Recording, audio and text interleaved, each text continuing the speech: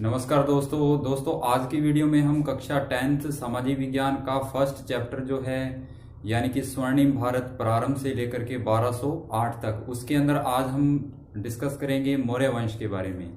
यानी कि उसमें जो टॉपिक है मौर्य वंश उसके बारे में इस वीडियो लेक्चर में हम डिस्कस करेंगे। तो देखिए, मौर्य वंश जिसकी स्थापना किसने की? चंद्रगुप्त मौर्य के द्वारा की गई। यानी मौर्य वंश की स्थापना चंद्रगुप्त मौर्य ने की। और चंद्रगुप्त मौर्य के बाद फिर कौन आएगा? कौन सा शासक हुआ? बिंदुसार। और बिंदुसार के बाद फिर अशोक। यानी जो कि आपके सिलेबस में है, जो इंपॉर्टेंट टॉपिक है, उसी टॉपिक को मैं यहाँ कवर कर रहा हूँ। यानी मौर्य वंश का संस्थापक चंद्रगुप्त मौर्य और उसके बाद बिंदुसार और फिर अशोक। तो देखिए, मौर्य वंश की स्थापना से पहले उस पे नंद वंश का शासन था। ठीक है। और नंद वंश का एक यानी कि शासक था जिसका नाम था घनानंद। यानी घननंद या घनानंद, ये नंद वंश का शासक था। और चंद्रगुप्त मौर्य के द्वारा इस शासक को गद्दी से हटा करके और मौर्य वंश की स्थापना की गई, क्योंकि ये जो शासक था बहुत ही अत्याचारी व्यक्ति था, जिसके कारण जनता बहुत ही नाराज थी। यानी जनता पे तरह तरह के अत्याचार किया करता था। तो मौर्य वंश की स्थापना चंद्रगुप्त मौर्य ने किसकी सहायता से की? तो देखिए, उसके गुरु का क्या नाम था? चाणक्य, या उसे ही हम कौटिल्य कहते हैं, या फिर विष्णुगुप्त। ये तीनों नाम एक ही व्यक्ति के हैं। यानी चंद्रगुप्त मौर्य के गुरु का नाम क्या था?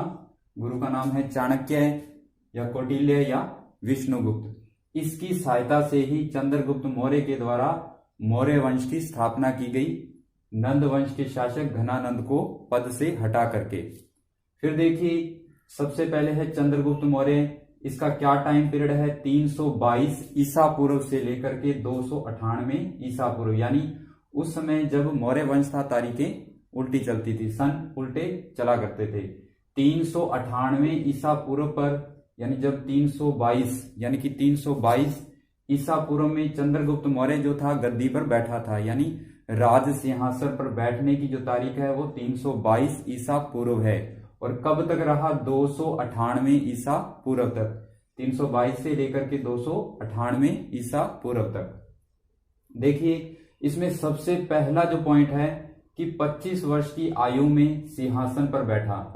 यानी जब चंद्रगुप्त मौर्य राज सिंहासन पर बैठा 322 ईसा पूर्व में, तब उसकी उम्र क्या थी? 25 वर्ष थी। फिर देखिए, उसके बाद 305, वेरी वेरी इंपॉर्टेंट, 305 ईसा पूर्व में एक यूनानी शासक था। क्या नाम था? Seleucus Nicator. यानी एक यूनानी शासक था, यूनान का शासक था जिसका नाम था सेल्यूकस निकेटर को हराया। यानी कि चंद्रगुप्त मौर्य ने 305 ईसा पूर्व में या ईस्वी पूर्व में यूनानी शासक यानी कि सेल्यूकस निकेटर को हराया था। ठीक है। फिर उन दोनों में एक संधि हुई। यानी जब वो हार गया तो दोनों में एक संधि हुई। संधि की कुछ शर्तें थी। तो देखिए, संधि की शर्त के अनुसार चंद्रगुप्त जो था, चंद्रगुप्त मौर्य ने 500 हाथी सेल्यूकस को दिए। यानी जब ये संधि हुई तो संधि के बाद चंद्रगुप्त मौर्य ने उसे यानी कि सेल्यूकस निकेटर को 500 हाथी दिए। और बदले में सेल्यूकस निकेटर ने काबुल, कंधार, हेरात और मकरान, ये 4 प्रांत थे, 4 क्षेत्र थे जो चंद्रगुप्त मौर्य को दे दिए, क्योंकि चंद्रगुप्त मौर्य इस युद्ध में विजयी हुआ था।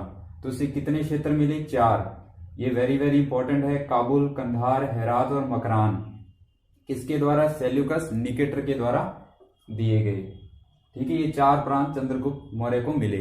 साथ ही सेल्यूकस निकेटर ने अपनी पुत्री थी हेलेना या कार्नेलिया भी कहते हैं, हेलेना का विवाह भी चंद्रगुप्त मौर्य के साथ कर दिया। यानी संधि की शर्तों के अनुसार सेल्यूकस ने काबुल, कंधार, हेरात, मकरान 4 प्रांत भी दिए, साथ में अपनी बेटी यानी अपनी पुत्री का विवाह भी चंद्रगुप्त मौर्य के साथ कर दिया। जबकि चंद्रगुप्त मौर्य ने 500 हाथी सेल्यूकस को दिए थे।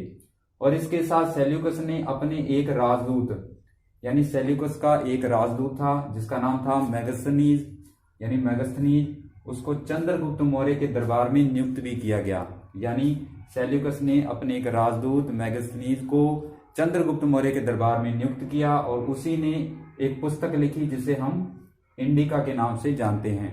जैसे कि चाणक्य के द्वारा एक पुस्तक लिखी गई जिसे हम अर्थशास्त्र के नाम से जानते हैं, उसी प्रकार सेल्यूकस का जो राजदूत था मेगास्थनीज, उसने भी एक पुस्तक लिखी इंडिका। इन दोनों पुस्तकों में यही बताया गया है कि उस समय का जो प्रशासन था यानी मौर्य वंश का जो प्रशासन था वो कैसे था। यानी इन पुस्तकों में हम मौर्य वंश के प्रशासन के बारे में जानकारी प्राप्त करते हैं। फिर देखिए इसके बाद है नेक्स्ट स्लाइड में, ही नेक्स्ट है कि चंद्रगुप्त मौर्य ने जैनी धर्मगुरु भद्रबाहु से शिक्षा ली। यानी चंद्रगुप्त मौर्य ने अपने अंतिम समय में किस धर्म को अपना लिया था? जैन धर्म को। और जैन धर्म के वो अनुयायी बन गए थे। उनको किसने शिक्षा दी? एक जैनी धर्मगुरु भद्रबाहु के द्वारा उनको शिक्षा दी गई अपने अंतिम समय में, यानी कि वृद्धावस्था में। फिर देखिए नेक्स्ट पॉइंट है कि चंद्रगुप्त के विशाल साम्राज्य में, यानी जो चंद्रगुप्त का शासन था, साम्राज्य था, उसके अंदर देखिए कौन कौन से क्षेत्र शामिल थे। तो देखिए सबसे पहले है काबुल, जो कि उसने सेल्यूकस निकेटर से जीता था। हेरात भी है, कंधार भी है, ये सारे के सारे जो क्षेत्र थे। मकरान भी था। ये 4 क्षेत्र उसने सेल्यूकस निकेटर से जीते थे। उसके अलावा देखिए बलूचिस्तान, पंजाब, गंगा यमुना का मैदान, बिहार, बंगाल, गुजरात, विंध्य और कश्मीर, इतने सभी के सभी ये जितने भी बड़े क्षेत्र थे ये सारे के सारे चंद्रगुप्त मौर्य के साम्राज्य के अंतर्गत आते थे। यानी ये इन सभी का शासक था उस समय। ये सभी के सभी क्षेत्र उसने जीत लिए थे। फिर देखिए नेक्स्ट पॉइंट है कि चंद्रगुप्त मौर्य ने अंतिम समय कर्नाटक के किस स्थान पे? श्रवण बेलगोला में बिताया और यहीं पर 298 ईसा पूर्व उपवास संथारा पद्धति द्वारा अपने शरीर का त्याग किया। यानी कि चंद्रगुप्त मौर्य ने अपने अंतिम समय में कौन से धर्म को अपनाया? जैन धर्म को। और जैन धर्म को अपनाने के बाद वो कहां चले गए? कर्नाटक के एक स्थान श्रवण बेलगोला में, जहां उन्होंने उपवास करना प्रारंभ किया। और उपवास के दौरान 298 ईसा पूर्व उन्होंने अपने शरीर को त्यागा था। किस पद्धति से? देखिए संथारा पद्धति। संथारा पद्धति क्या होती है कि जैन धर्म में होती है, जिसके अंदर व्यक्ति यानी कि जो जैन धर्म का अनुयायी होता है उसमें व्यक्ति जो होता है वो अपने अन्न और जल का त्याग कर देता है। यानी संथारा पद्धति में व्यक्ति धीरे धीरे अन्न जल का त्याग करता है और एक समय ऐसा आता है कि वो बिल्कुल ही अन्न और जल का त्याग कर देता है। और उसके कारण ही यानी चंद्रगुप्त मौर्य ने भी अन्न और जल का त्याग किया। यानी इस पद्धति के अनुरूप त्याग करने के बाद ही 298 ईस्वी में उनकी मृत्यु हो गई थी, यानी शरीर को उन्होंने त्याग दिया। और लास्ट इसका पॉइंट है कि जस्टिन ने चंद्रगुप्त मौर्य को सेंड्रोकोटस कहा है। यानी एक लेखक के द्वारा चंद्रगुप्त मौर्य को एक उपमा दी गई है, उपाधि दी गई, किस चीज की? सेंड्रोकोटस की।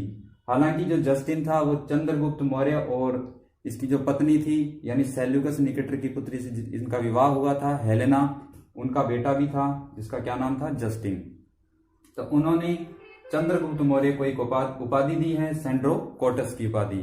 तो दोस्तों ये इस चैप्टर के यानी कि मौर्य वंश के जो पहला शासक था चंद्रगुप्त मौर्य, उसके इंपॉर्टेंट कुछ फैक्ट थे। जितने भी फैक्ट हो सकते थे मैंने इसमें शामिल करने की कोशिश की है। और मैं उम्मीद करता हूं कि आज का वीडियो लेक्चर आपको काफी पसंद आया होगा। पसंद आया तो इस वीडियो को लाइक करें, ज्यादा से ज्यादा शेयर करें और कमेंट भी करें। और मिलते हैं इस वीडियो के नेक्स्ट पार्ट में, यानी कि इसके बाद हम बिंदुसार को पढ़ेंगे जो इनका बेटा था, और उसके बाद हम अशोक के बारे में डिटेल में पढ़ेंगे। तो इसी उम्मीद के साथ मिलते हैं नेक्स्ट पार्ट में। तब तक के लिए अपना ख्याल रखें, सुरक्षित रहें। इसी उम्मीद के साथ धन्यवाद।